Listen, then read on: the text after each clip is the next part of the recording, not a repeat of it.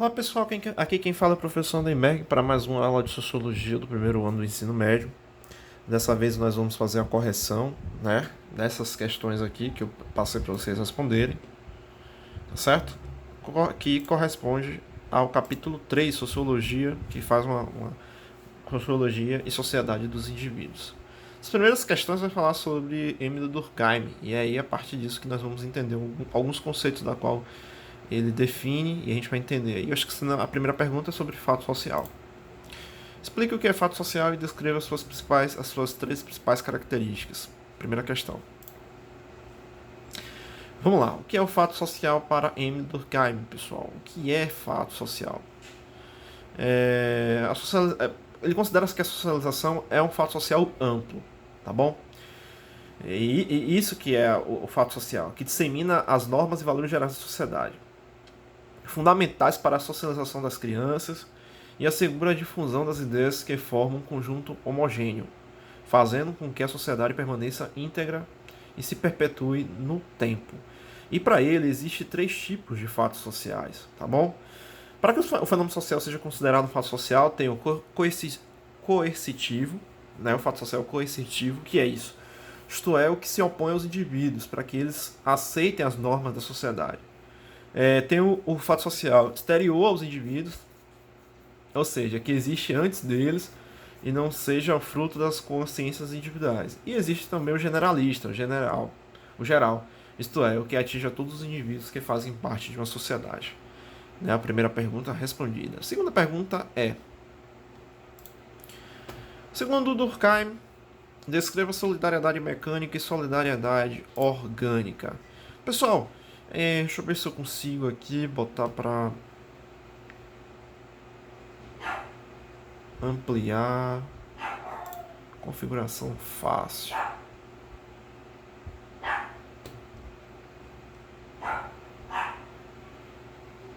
Não, quer ver? A forma de eu ampliar isso aqui, segurando Ctrl. Aí, pronto. Vamos lá. Solidariedade social, mecânica e orgânica. A pergunta é essa? O que é solidariedade mecânica e orgânica? Vamos lá, a solidariedade social, segundo Durkheim, é oriunda de dois tipos de consciência, né? Que é aquela consciência coletiva, que é comum, e a consciência individual. A consciência individual possui uma consciência. E sofre. Ela é oriunda de uma perspectiva individual, sim, mas sofre influência da coletiva. Existem combinações, né, vamos dizer assim. E o que é a solidariedade mecânica? Vamos lá. A sociedade, pessoal, em sua fase primitiva, se organizava socialmente a partir das semelhanças psíquicas e sociais entre os membros individuais. Nessa sociedade, os indivíduos que integravam compartilhavam dos mesmos valores sociais, tanto no que se refere às crenças religiosas, como nas relações aos interesses materiais necessários à subsistência do grupo. Essa correspondência de valores é o que assegurava a coesão social. Esse termo aí quer dizer que a solidariedade mecânica, ela estava estabelecida nas relações sociais muito por conta das condições sociais e econômicas das quais os indivíduos viviam em determinado contexto. Isso ocorria, a tal solidariedade mecânica, como Durkheim cita, ocorria muito nas civilizações mais antigas. Dadas as circunstâncias sociais e econômicas das quais os indivíduos viviam, eles eram pautados a viver sobre uma lógica da qual era necessária ter um apoio mútuo, né? Isso se vai se estabelecer a solidariedade mecânica, vai se reproduzir em outras sociedades alguns aspectos fundamentais para tentar se harmonizar. E o que é a solidariedade orgânica? Né? Já nas sociedades ditas modernas ou complexas, do ponto de vista da maior diferenciação individual e social, existe a solidariedade orgânica. Neste modelo, cada indivíduo tem uma função e depende de outros para sobreviver. A solidariedade orgânica é fruto das diferenças sociais, já que são essas diferenças que unem os indivíduos pela necessidade de troca de serviços e pela sua interdependência. O indivíduo é socializado porque, embora tenha sua individualidade, depende dos demais e por isso se sente parte de um todo. Os membros da sociedade onde predomina a solidariedade orgânica estão unidos em um laço oriundo da divisão do trabalho social. A solidariedade orgânica é algo que, vamos dizer assim, se estabelece nas sociedades modernas hoje por dadas as circunstâncias da divisão de trabalho, do nível de organização, da complexidade das atividades técnicas, e por isso que se estabelece esse tipo de solidariedade. Segundo a concepção de Emile Durkheim. Vamos lá para a próxima pergunta. A próxima pergunta é: de acordo com Durkheim, explique o que é fato social normal e o que é um fato social patológico. Fato social normal e fato social patológico. Vamos lá? O fato social normal e o fato social patológico. O normal e patológico em Durkheim. Vamos lá, vamos ter uma compreensão aqui, né?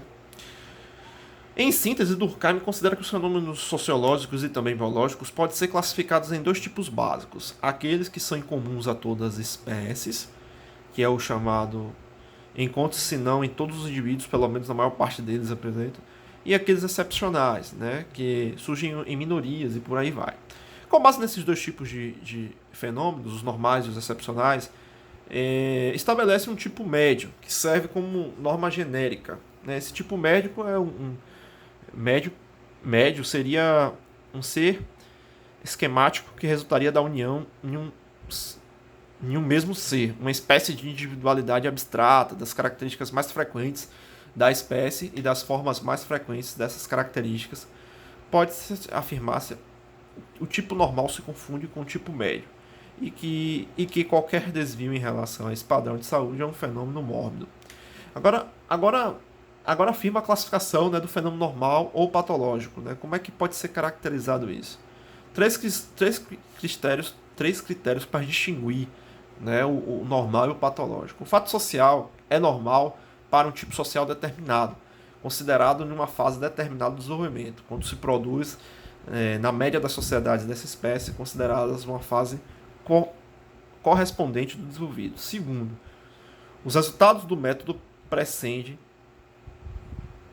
pode-se verificar se mostrando que a generalidade do fenômeno está ligada às condições de vida coletiva a um tipo social considerado. E terceiro, essa diversificação é necessária quando se um fato diz respeito a uma espécie social que ainda não cumpriu uma evolução integral.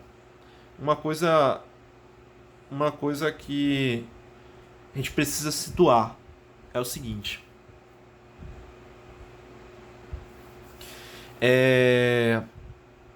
como a gente pode entender esse termo dos fatos sociais normais e patológicos?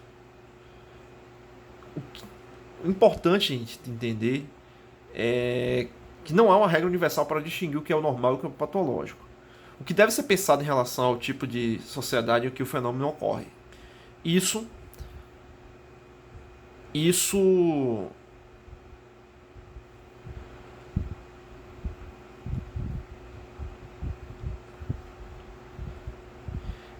cadê? O que devemos pensar em relação ao tipo de sociedade em que os fenômenos ocorrem, assim como uma fase de desenvolvimento histórico. Assim, o que é patológico em uma sociedade pode não ser na outra. O que anteriormente normal para uma outra pode ser patológico amanhã. Essa é um pouco das interpretações. Mas o sentido do que a gente pode compreender, no sentido do fenômeno social normal e o fenômeno social patológico, o normal é quando há uma continuidade, uma compreensão da normalidade na compreensão dos fatos sociais. E o patológico é quando há uma quebra dessa normalidade. Beleza? A próxima é: de acordo com Marx, constitui alienação. O que é alienação, galera? Galera, é o seguinte, ó. A alienação, ela é proposta por Marx, tem uma base fundamental, e aqui tem já um trecho muito específico do que Marx pensa sobre isso, né? A alienação significa a exteriorização e a objetivação dos bens sociais que resultam do processo de trabalho, tornaram-se autônomos e independentes do homem, apresentando-se como realidades estranhas e opostas a ele, como ser alheio ao que ele domina. A alienação, pessoal, é o ponto em que o ser humano ele não consegue se enxergar enquanto um indivíduo em uma determinada sociedade. Um indivíduo, o papel dele em uma determinada sociedade. Ele não consegue enxergar isso. Essa é uma compreensão da alienação, né? Na explicação de Marx, aqui deixa eu ver, tem uma citação. A alienação também atinge o homem em relação com os demais homens. As relações passam a ser medidas e controladas pelo capital. Cada homem, sob a lógica do capital, possui um valor diretamente relacionado à sua capacidade de ampliar o capital. É um pouco do entendimento, né? Em modo geral, o que eu quero dizer é o seguinte sobre o conceito de alienação. A alienação em Marx é quando o indivíduo, o ser humano, ele não consegue enxergar o fruto do seu trabalho, não consegue enxergar o trabalho humano em sua essência, né? E vive sobre as reproduções das contradições da sociedade, tá bom? Estar alienado é isso. Vamos lá, mais-valia para Marx. Ah, não. Agora é quinta questão. A história da humanidade é uma história da luta de classes. O que significa? O que essa frase significa e quais classes são estas? Quais são os critérios que a definem? Quinta questão. Aqui, ó, Durkheim. Durkheim não, Marx aqui, ó. Isso aqui é importante, ó, a origem primeiro, ó. A origem que Marx entende sobre isso, ó. Ao produzir as condições materiais de existência, o ser humano elabora uma consciência, seu modo de pensar, ó a interpretação, a compreensão de Marx sobre a sociedade e os indivíduos, né? Ó lá, ó. Ao produzir as condições materiais de existência, o ser humano elabora a sua consciência, seu modo de pensar e conceber o mundo, isto é, as explicações, as leis, a moral, a religião e a sociedade. E nesse sentido que, para Marx, o modo como os indivíduos em sociedade produzem sua existência condiciona o processo da vida social, política e intelectual. Ou seja, o modo como a pessoa vive condicionada ao seu modo de pensar. Assim, a sociedade produz o indivíduo e este produz, em um só tempo, a sociedade. É uma relação dialética, né? E o resultado é o quê? De acordo com Marx, a sociedade capitalista, quando se desenvolveu de modo mais preciso o trabalho assalariado, os trabalhadores perderam o domínio sobre a sua vida, deixaram de trabalhar para si e passaram a vender a sua força de trabalho, e não conseguindo se reconhecer no que se fazem e o que se produzem. A luta diária para se contrapor esse tipo, aí a luta diária está atrelada às contradições, à alienação, né? Esse tipo de vida desumanizada, no qual sua força de trabalho é reduzida a uma coisa que se pode ser vendida, comprada e até mesmo descartada por indivíduos. Ao analisar a sociedade, Marx trata que as relações entre as classes sociais, mas a ideia de um indivíduo como ser social continua presente. Isso fica claro, e aí a concepção de Marx na compreensão disso é que vai ter um antagonismo. Para ele, só é possível entender as relações dos indivíduos com base nos antagonismos, nas contradições e nos conflitos entre as classes sociais, no desenrolar das lutas de classe e nas transformações. E aí a pergunta, qual é o outro sentido? Quais são os critérios que definem? Já descrevi, né? Já até citei aqui. Com base no entendimento de que os indivíduos em sociedade produzem sua existência e condicionam o processo da vida social, política e intelectual. Ou seja, o modo como a pessoa vive condiciona o seu modo de pensar. Assim, a sociedade produz o indivíduo e este produz a um só tempo a sociedade. Pronto. Próxima pergunta.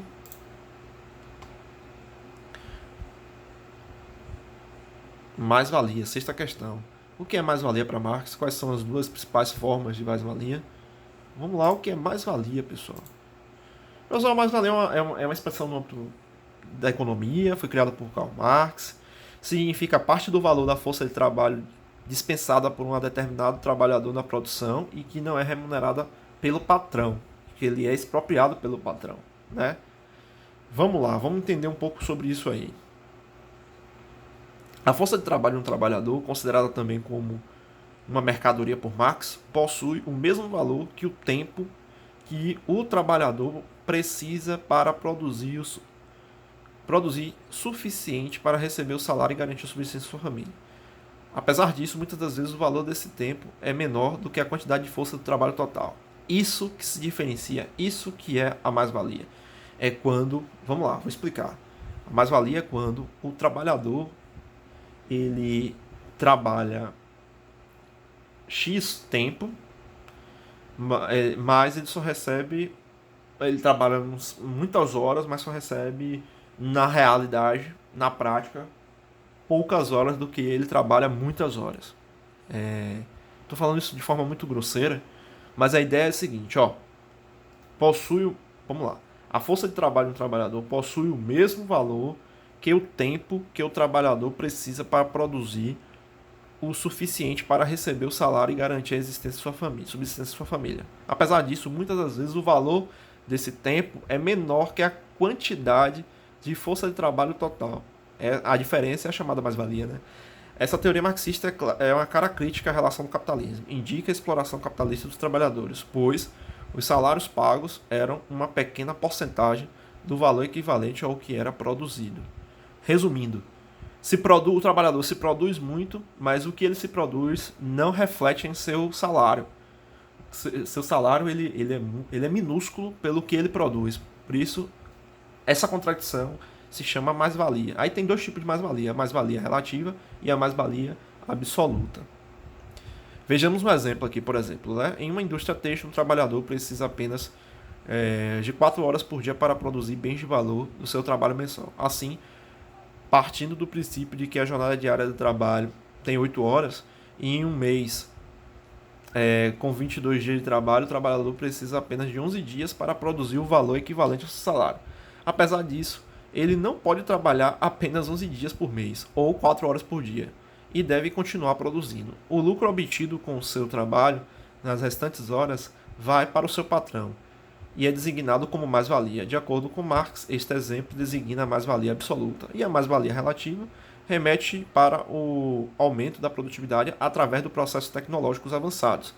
Isso significa que novas máquinas melhoram o processo de produção, sendo que é possível produzir mais bens em menos tempo, aumentando o lucro. Desta forma, o salário do trabalhador fica pago ainda da mesma forma e ainda em menos dias. É chamada a mais-valia relativa. A próxima pergunta é já de Max Weber. Sétima questão. De acordo com Max Weber, explica a relação entre indivíduo e sociedade. Vamos lá para Max Weber?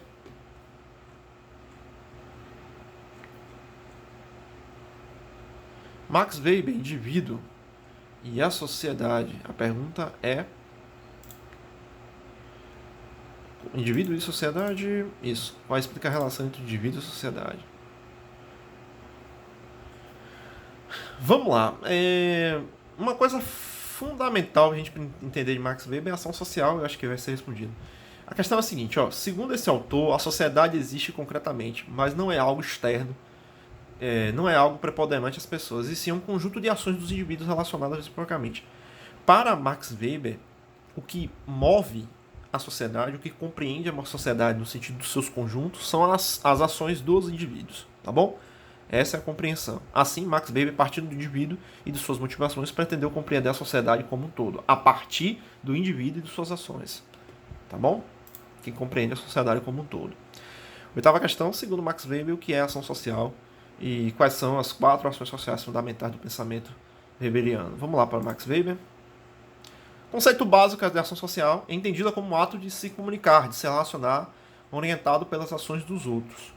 A palavra outros, nesse caso, pode significar tanto o indivíduo apenas quanto vários, determinados e até desconhecidos, como o próprio Weber exemplifica. O dinheiro é um elemento de intercâmbio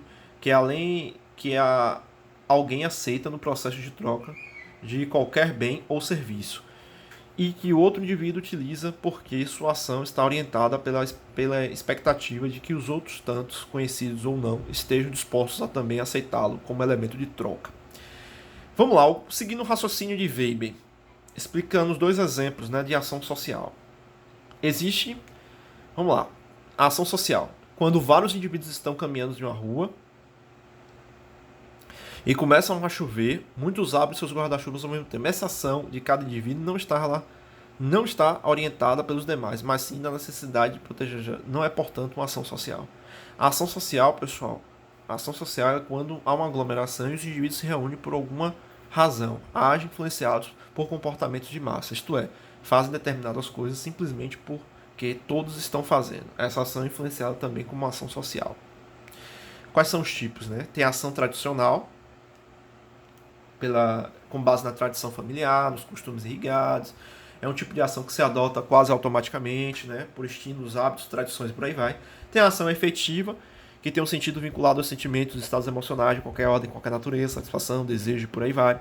Tem a ação racional, com relação aos valores fundamentais e convicções, valores éticos, estéticos, religiosos e qualquer outro, tais como o dever, transcendência de uma causa, qualquer que seja o gênero, o indivíduo age de acordo com aquilo que acredita. E tem a ação racional com relações afins, fundamenta-se em um cálculo com base no qual se procuram estabelecer os objetivos racionalmente avaliados e perseguidos por meios para ser alcançados. Tá certo? E aí o que é burocracia? Segundo o autor, e o Estado pode ser considerado burocrático porque, vamos lá, o que é que Max Weber compreende, né? Tem uma coisa o que é burocracia para Max Weber? A burocracia para Max Weber é uma estrutura de protocolo que auxilia a ter uma compreensão do que é direitos e deveres, do que é legal e o que é ilegal. A burocracia serve para isso. Esse é o entendimento. Consequentemente, isso reflete no Estado, principalmente no Estado moderno, para ter uma maior compreensão, uma maior noção do que é o funcionamento de uma sociedade moderna. Beleza? 10ª questão. De acordo com Max Weber, o que é a burocracia? A mesma pergunta, né? Então, a 10ª questão, a última, é protestantismo e capitalismo.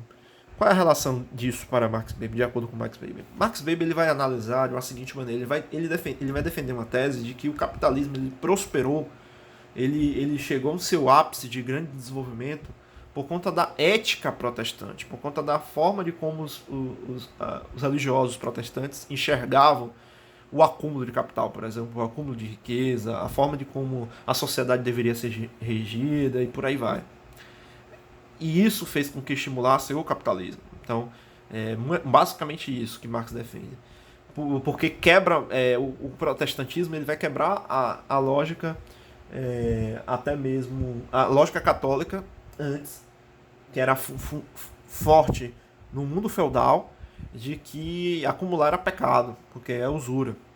E o protestantismo ele vai quebrar essa lógica, vai se sustentar em uma nova classe social emergente na burguesia, e vai se fomentar novas relações, novas práticas econômicas, e que isso vai posteriormente se consolidar no capitalismo. Essa é um pouco da análise de Max Weber sobre isso. Então é isso, pessoal, é basicamente isso, as questões, né? A correção das atividades. Finalizamos por aqui, fazemos toda a correção. Então é basicamente isso, pessoal, e até mais, até a próxima aula de Sociologia. Tchau, tchau.